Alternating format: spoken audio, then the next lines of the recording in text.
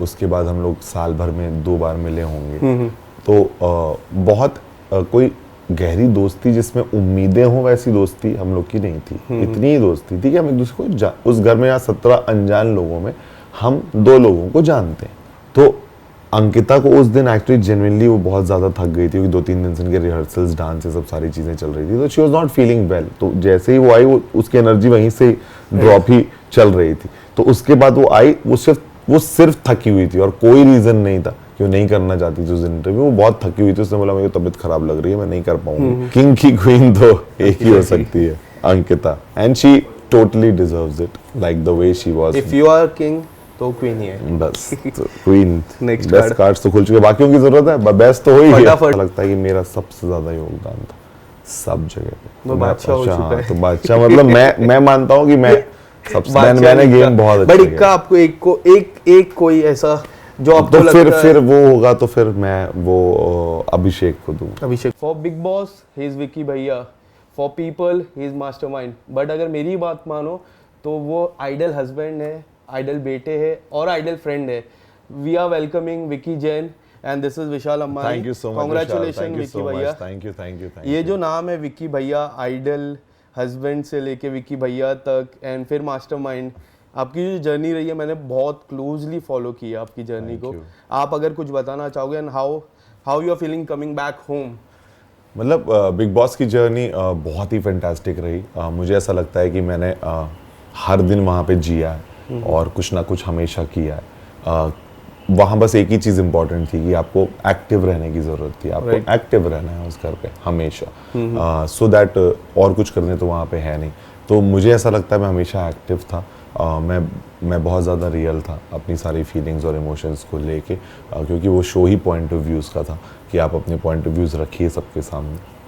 तो हम सब वोकल होके एक दूसरे के सामने, क्योंकि हम सब कंटेस्टेंट थे और हम सबको अपने अपने पॉइंट्स एक दूसरे के सामने रखने थे। तो शायद मैं कहीं ना कहीं उन पॉइंट्स को रखने में या समझाने में सफल रहा। जब मैं बाहर आया और जब मुझे रिस्पांस मिला और सब लोगों ने, ऐसे बहुत सारे लोग थे जो मिले और जिन्होंने कहा कि उन्हें मेरी जर्नी बहुत पसंद आई, उन्हें मैं समझ में आया। मतलब जो मैंने वहाँ समझाया है, जो मेरे पॉइंट ऑफ व्यूज़ थे उनको समझ में आ रहे थे। एंड शायद वो वेट करते थे कि मैं कब अपनी ओपिनियन दूंगा किसी भी मैटर में और मैं क्या कह रहा हूँ वो सुना जाता था। यू नो, सो ये सारी चीज़ें वहाँ पे आप अर्न करते हो।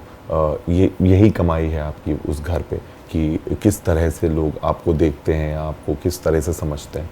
तो वो सारी चीज़ें करने में मुझे लगा कि मैं बहुत हद तक कामयाब था, तभी शायद इतना लोगों का प्यार और सपोर्ट मिल रहा है। मैं हर किसी की स्टोरी में था, हर किसी से मेरा एक रिलेशनशिप था और हर कोई अपनी किसी भी चीज़ में एक कोई प्रॉब्लम मुझसे डिस्कस करना चाहते थे। तो इसीलिए मैं काफ़ी ज़्यादा इन्वॉल्व था। तो जर्नी बहुत एब्सोल्युटली ऑसम रही, क्योंकि अब हमारे पास फीडबैक भी है जो बाहर आने के बाद लोगों का मिला है। तो बहुत सारे लोग हैं जो कहते हैं कि शायद हमारे लिए आप ही रियल विनर हो, या For me, you were in the top 3, to be very honest. Thank you so much brother. So हाँ है, मतलब बहुत लोग हैं जो टॉप 3 भी बोलते हैं, विनर भी बोलते हैं, कुछ बहुत अच्छी बात बोलते हैं कि मतलब शायद ये सीज़न आपके नाम से जाना जाए, याद रखा जाएगा। तो अभी कितने लोग क्या सोचते नहीं, बट कुछ एक इंसान से भी आप ये, मैं तो उस जगह से गया था कि जहाँ एक इंसान भी ऐसा मेरे बारे में नहीं सोचता था। तो वहाँ से आने के बाद अगर इतने इंसान है जो मेरे बारे में इतना सोच रहे, तो मतलब उन्होंने मुझे देखा है और मेरी जर्नी से कनेक्ट हुए और बस मैं वही करने गया था। मैं एंटरटेन होने गया था और करने पहले 2 हफ्ते की अगर मैं बात करूं, मुझे ऐसा लग रहा था you are trying to reach people. आप लोगों से बात कर रहे थे, लोगों के बीच में दोस्ती बनाने की कोशिश कर रहे थे। एंड पहले 2 हफ्ते में ही कई बार अंकिता जी ने बोला कि आप मुझे टाइम नहीं दे रहे थे। मुझे ऐसा लग रहा था कि आप दोस्त बना रहे थे। इसके लिए थोड़ा सा अंकिता जी से अलावा दोस्तों से रिलेशन बना रहे, जैसा मुनावर से आपने पहले हफ्ते में दोस्ती की, मनारा से दोस्ती की। आप अगर कुछ बताना चाहोगे इसके बारे में? मतलब ये ह्यूमन की एक टेंडेंसी है कि आप किसी एक नई जगह जाते हो, वहाँ जितने भी लोग रहते हैं आप उनसे बातचीत करते हो, तो उसमें समय आप उनको जानने की कोशिश करते हो। एक साथ आप 17 लोग 16 लोगों को जानने की कोशिश कर रहे हो, तो आपको उनको समय देना पड़ता है। फिर आप उनकी स्टोरी में इन्वॉल्व हो जाते हो, फिर आप घर की चीज़ों में इन्वॉल्व हो जाते हो। अब अंकिता और मैं दोनों जन साथ चल रहे हैं, बट कहीं ना कहीं हर किसी का चीज़ें करने का तरीका अलग होता है। अंकिता का अपना तरीका था, मेरा अपना तरीका था। तो हम दोनों जब करते थे तो उस टाइम पे शायद मैं इतना ज़्यादा उस चीज़ में फोकस था और कहीं ना कहीं मैं अपने रिलेशनशिप में कम फोकस था, जिसकी वजह से वो बैलेंस मेरा क्रिएट नहीं हो पा रहा था और एक्चुअली मैं समय वहाँ ज़्यादा दे रहा था। गेम को या लोगों को, या बिकॉज वहाँ गेम है क्या, वहाँ कुछ गेम है नहीं, वहाँ सिर्फ लोग हैं, उनसे आपके रिश्ते हैं, उनसे आपकी बातें हैं, उनसे आपके मतभेद हैं, ये गेम है। तो अगर आप लोगों के साथ ही नहीं रहोगे तो फिर आप हो ही नहीं ना गेम में, आप कहाँ हो फिर गेम में। yes. तो मैं उस चीज में क्लियर था डे वन से, और अंकिता भी उस चीज में क्लियर थी, बट उसका करने का तरीका अपना था, मेरा करने का तरीका अपना था। तो उस वजह से जो उस समय कुछ चीजों में जो मुझे ध्यान दे देना चाहिए था, शायद मैंने नहीं दिया, क्योंकि हमारा 5 साल से रिलेशनशिप है, हम एक दूसरे को जानते हैं, हम दोस्तों की तरह ज्यादा रहते हैं, आपने देखा ही है, मतलब हम दोस्तों की तरह रहते हैं, कि तभी हमारे रिश्ते में मजा आता है हम दोनों को, क्योंकि हम हंसते खेलने पढ़ने वाले इंसान है, मस्ती करते रहते हैं पूरे टाइम, क्योंकि मुझे ऐसा लगता है वही सही होता है। बट ये 17 जन में मुझे ऐसा लगता है कि आपके जो 2 पहले से दोस्त थे, नील एंड ऐश्वर्या, जिसको आप डांस रियलिटी शो से जानते थे, बीच में दोस्ती हुई, फिर झगड़ा हुआ, और मुझे एक पॉइंट याद है कि नील ने ऐसा कहा था कि जिस तरह आपकी और ऐश्वर्या की दोस्ती है, उस तरह नील एंड अंकिता जी की दोस्ती नहीं है।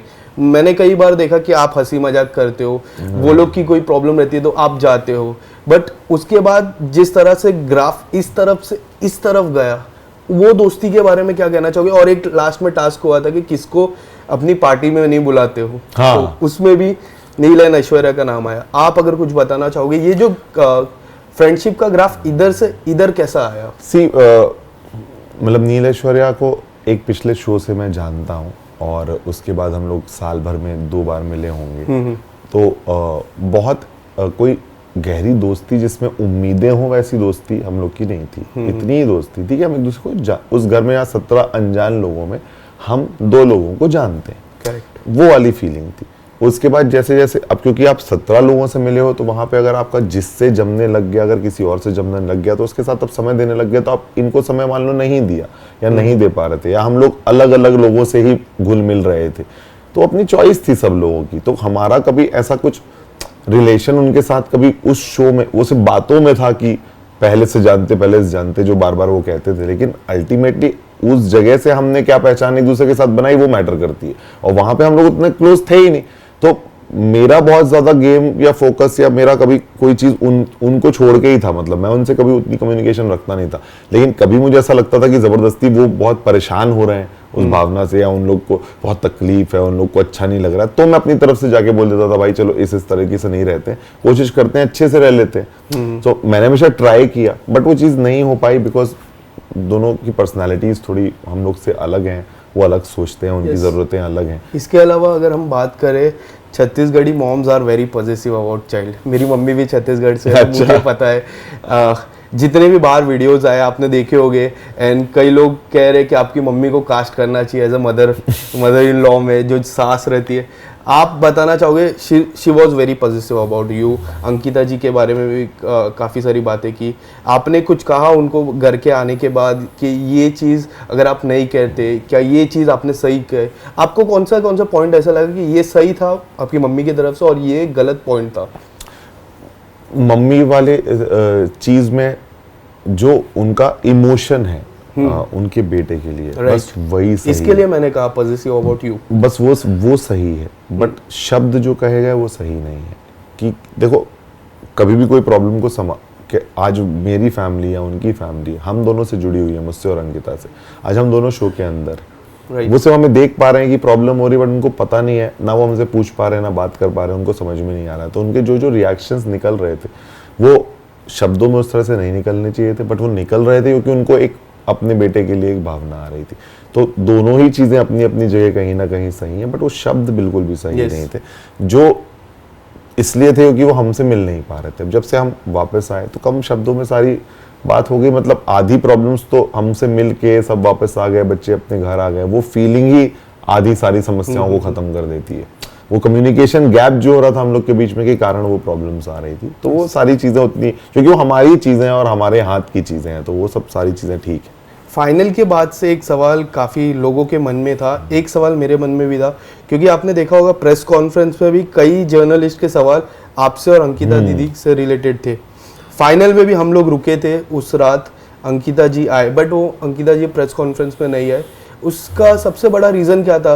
काफ़ी लोग का कहना है कि वो डिसअपॉइंट थे, वो फोर्थ पे आए, उसके लिए डिसअपॉइंट थे, टॉप 3 में नहीं आए। उसे उसके लिए डिसअपॉइंट थे। आप क्या कहना चाहोगे इस पर? नहीं, मुझे ऐसा लगता है कि यार 105 दिन जब आप उस घर में रह के निकलते हो ना, आप बहुत एग्जॉस्ट हो चुके होते हो। पहले तो आपको बहुत एक थकान होती है, क्योंकि आप वहाँ से निकलते जब अपने परिवार से मिलते हो और वो फीलिंग में आप आ जाते हो, तो आप थोड़ा सा मतलब इनके साथ हो जाते हो।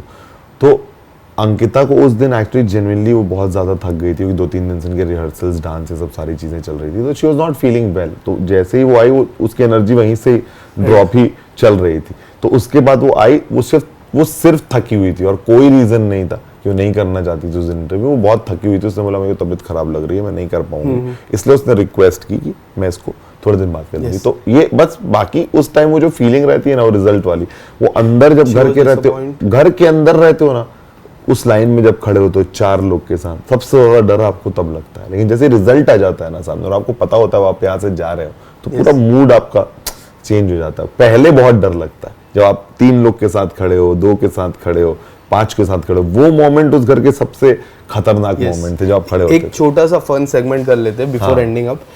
कार्ड्स आप खेलते हो? बिल्कुल। हाँ, तो मैंने कार्ड्स नहीं है यहाँ पे, बट कुछ चिट्स तैयार की है। एंड इस चिट्स में जो भी आता है, अगर किंग आता है, क्वीन आती है, आपको बताना है घर का कौन वो सदस्य है और क्यों। ठीक है। 5 कार्ड्स आपके सामने है। पहला कार्ड क्या आता है? किंग। किंग। घर का बादशाह कौन है आपके हिसाब से? घर का बादशाह मेरे हिसाब से मैं था। ओके। हाँ, क्योंकि मैं हर किसी की स्टोरी में था, मेरी लोग वहाँ बात सुनते थे, जो बहुत एविडेंट था।